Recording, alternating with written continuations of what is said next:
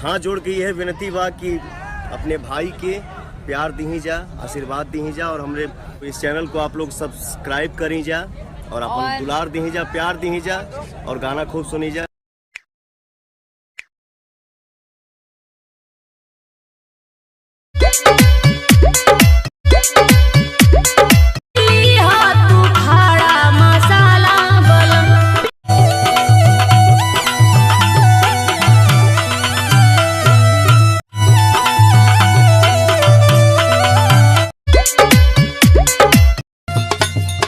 suit सलवार रजाओ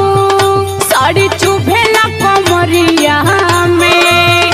लेला में कसी मजा दी गरमिया